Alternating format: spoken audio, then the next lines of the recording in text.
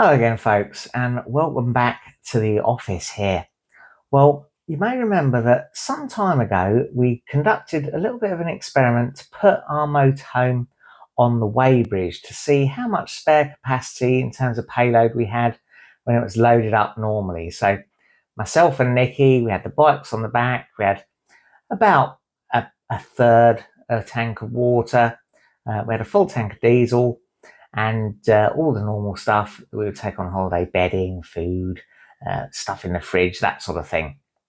And we were somewhat perturbed to find that we were bang on 3,500 kilos, 3.5 tons. So we had no spare capacity for anything else at all. If we wanted to take Mia with us, or if we wanted to take our larger air awning that Chaz gave us with us, or let's take the kayaking stuff or anything like that, then we would be overweight. And yeah, we decided that we really needed to do something about this. So we've been recommended a company called SVTech, and they've got a website. I'll put a link to their website in the video description, and you can go on there and complete their form, send them all the details of your van, send them some photos of your rating plates and that sort of thing, and they'll email you back with what they could possibly do and the costs of it.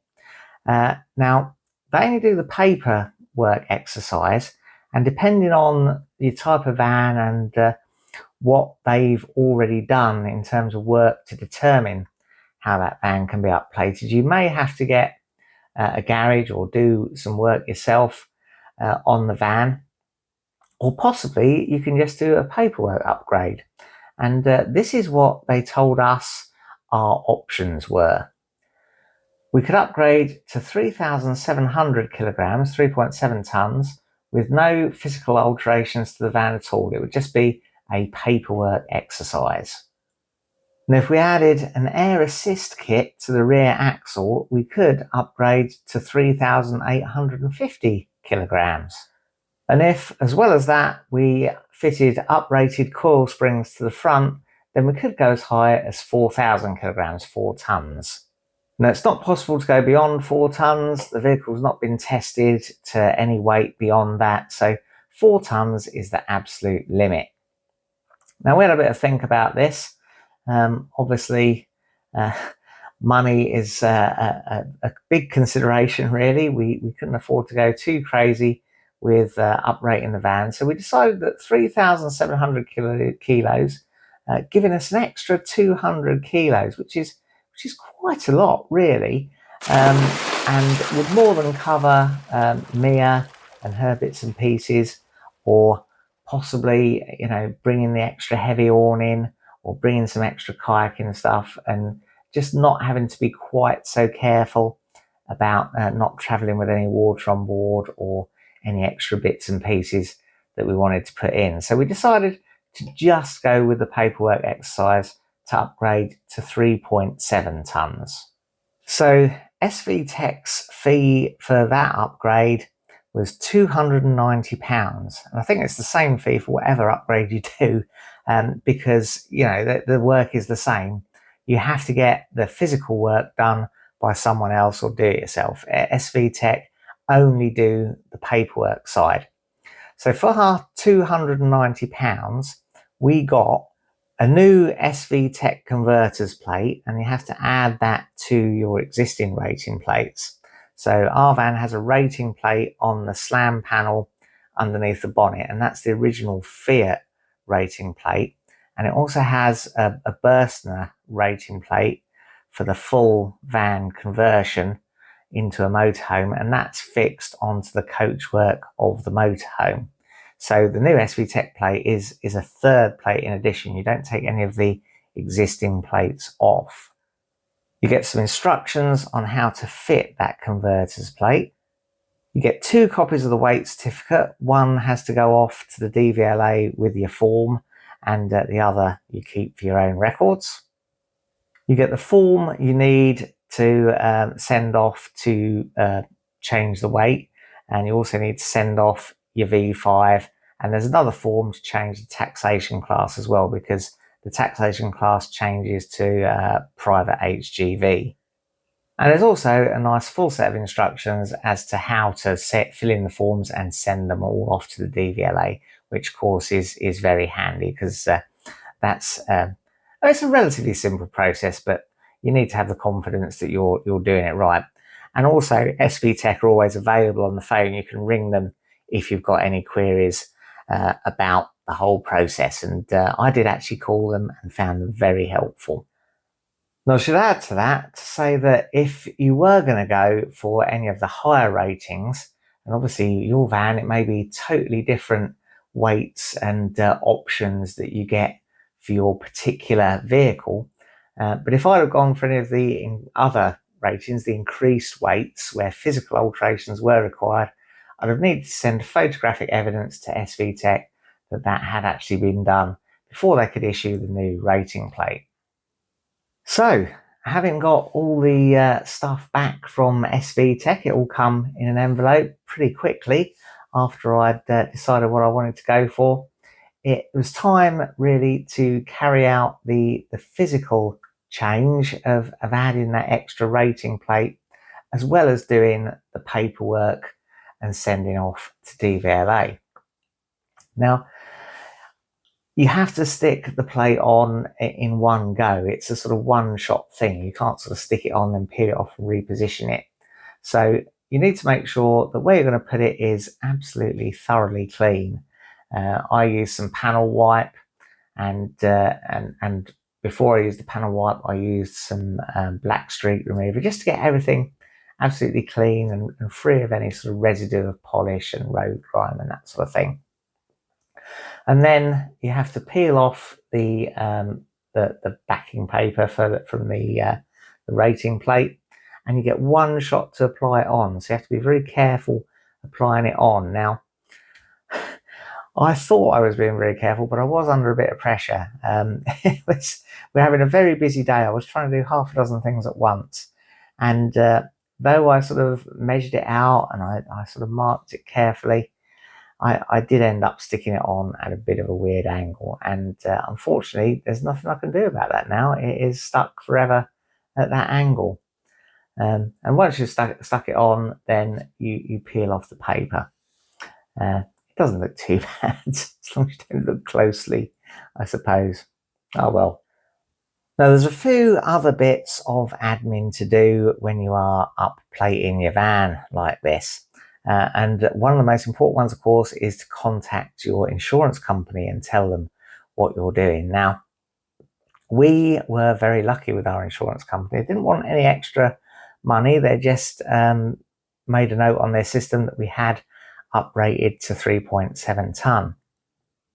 Now, we had a bit of a question about the timing of this, because we wanted to go away in our van for the weekend between sending off the paperwork to DVLA and getting our new V5 and everything back. And yeah, my question really was, well, if we get stopped without the new rating plate on, because I didn't want to put it on until I got everything back from DVLA, but DVLA had actually processed the application and the post was on its way back to us, then would there be an issue with that, especially if we were found to be over 3.5 ton?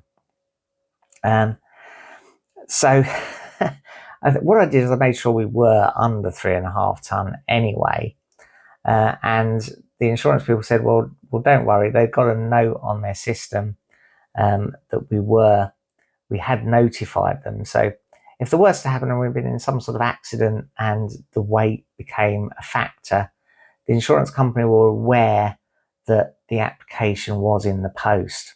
Now, of course, this wasn't tested because our trip went off without a hitch, without any accidents. But yeah, something perhaps to bear in mind if you're going away in your van whilst this process is taking place. I can't really advise you on that. Nothing in this video is intended on being firm legal advice, but I'd certainly recommend treading carefully and making sure your insurance company know all the details of what you're planning on doing. Now, another factor to consider is breakdown insurance. Now, we're with the AA and that only covers us up to 3.5 tons. So we've now got to find some breakdown insurance which covers us for 3.7 ton. And Nikki's done some ringing round on this, and she's found companies that can cover us for 3.7 ton, but they don't cover us if we go to Europe. And we have got a European trip planned for 2026. So yeah, we need to dig into this a little bit more. I'm sure it's possible. I think possibly the Caravan and Motorhome Club Red Pennant scheme will cover us for the UK and Europe, but we haven't quite resolved that yet. So we'll perhaps update you in a future video when we have sorted out suitable breakdown cover that will cover us for the weight of the van in the UK and Europe.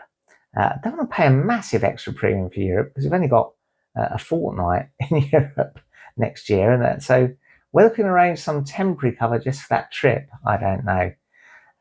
If anyone's got any experience of this and can recommend a breakdown recovery sort of insurance company, then let me know in the comments. Another interesting point is speed limits. Now, I was under the impression that once you exceeded 3.5 ton on a motorhome, that sort of exemption, that means a motorhome is sort of treated almost as a car and can go sort of 70 mile an hour on motorways and 60 mile an hour on A roads, changed, and it reverted back to sort of the van type speed limits where it's 60 mile an hour on a motorway and 50 mile an hour on A roads.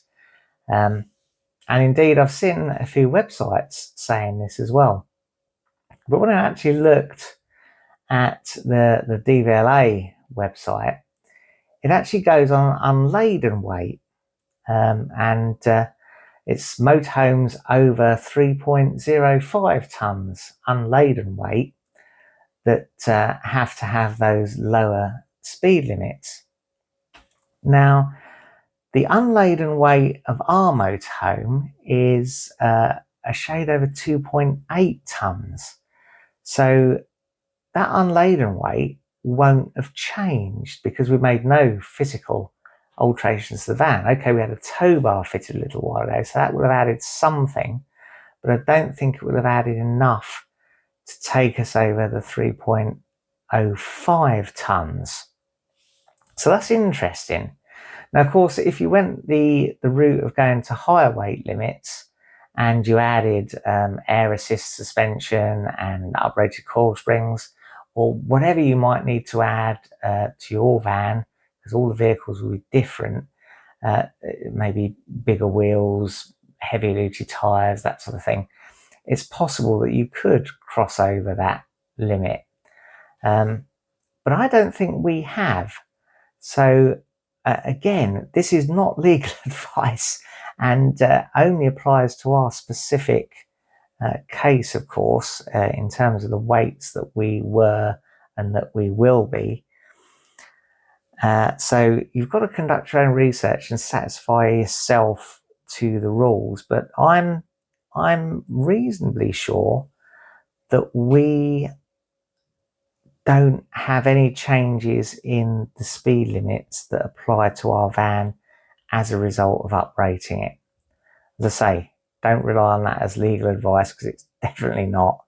I'm still not 100% sure of this myself. It does seem odd, especially as that I can't actually find, the only unladen weight information I could find was just through Googling what the unladen weight of our motorhome is. There's no unladen weight on the V5, and actually the Fiat rating plate on the slam plate gives a weight of 3,050 tons, so 3.05 tons, but presumably that's the chassis or a van before conversion. So yeah, there's some conflicting information there. And while we're on the subject as well, actually, the Berstner plate on the coachwork gives yet another chassis number, which is different to the chassis number on the Fiat rating plate on the slam panel. That's why I contacted SVTech before I fixed the new rating plate. So yeah, speed limits. You've got to look into it yourself and satisfy yourself as to your particular circumstances. I think on that one, I'm still unsure. So let me know in the comments below what you think about whether the speed limit changes when you go over 3.5 ton maximum permitted weight. Anyhow, I think we have more comfort now in any case in terms of being stopped and weighed with extra bits and pieces in our van, like the heavy awning, the kayaking stuff, Mia and her bits and pieces, or whatever we do decide to take with us, heavier bikes, that sort of thing. And as the risks of being stopped, I think it is becoming more common. I think people are being stopped in their motorhomes and weighed a little bit more than perhaps they used to be. That's anecdotal. That's what I'm hearing from other people online and such. And in fact, I have a story on this myself. I was actually not in a motorhome at all. I was years ago in my old Ford Mondeo estate, and I'd been up to the Magpie Mine cottage with young Summer and 2 of her friends for a sort of February half-term trip. Nikki had come as well, but she'd gone separately in a little van that she had at the time. And I'd taken a trailer with me, one of these little Erdy camping trailers. I'd taken it full of firewood because obviously February half-term, no heating in the cottage or anything other than what you can burn yourself in the big stove. So I burnt all this firewood, and on my way back, we were stopped by a VOSA man in the road. We had a bit of an incident with the trailer. It had slipped on the snow, and I'd run over the cable and connector. I tried to put it back so the lights weren't quite working how they should, and I think that's why he stopped me. But he sent me into the weighing station just with a little Erdy camping trailer. In actual fact, the VOSA man, well, it was the police on the road, actually. Let's get this right. The police on the road stopped me, and they sent me in to the VOSA checkpoint. And the VOSA man just said, no, off you go. He was quite scathing about the policeman's decision to send me in there with an empty trailer and 3 young children just in an estate car to be weighed. So yeah, that's my little story about being weighed. That's the only time I've ever been pulled aside and weighed. But yeah, I think it is becoming a little bit more prevalent with motorhomes because the payloads are so small on the modern vans, and it's so easy to exceed them with all the gadgets and gizmos and things that you can buy to take with you.